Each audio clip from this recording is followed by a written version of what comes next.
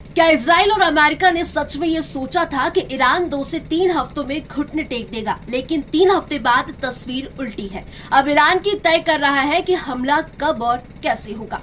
3 हफ्तों के इस जंग के बाद जो हकीकत सामने आ रही है वो चौंकाने वाली है। जहां शुरुआत में माना जा रहा था कि इजराइल की ताकत और अमेरिका का समर्थन ईरान को जल्दी झुका देगा, वहीं अब हालात बिल्कुल अलग दिख रहे हैं। शनिवार रात ईरान ने इजराइल पर अब तक का सबसे भयानक मिसाइल हमला किया, इतना खतरनाक कि इजराइल के सबसे मजबूत माने जाने वाले एयर डिफेंस सिस्टम जैसे आयरन डोम भी कई मिसाइलों को रोकने में नाकाम नजर आया। अब सवाल उठता है, ऐसा क्यों हो रहा है? पहली वजह, क्या ईरान ने नई तकनीक वाली मिसाइलें इस्तेमाल की हैं?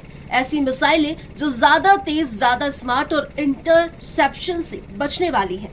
दूसरी वजह, या फिर 3 हफ्तों की लगातार जंग के बाद इजराइल एक एयर डिफेंस सिस्टम थक चुका है। पहले जहां पर 1 से 2 मिसाइलें ही बच पाती थी, अब वही आंकड़ा उलट होता जा रहा है। यानी अब सिर्फ डिफेंस नहीं, पूरा संतुलन बदलता दिखाई दे रहा है। और सबसे बड़ी बात, ईरान अब रिएक्शन में नहीं बल्कि अपनी शर्तों पर हमला कर रहा है।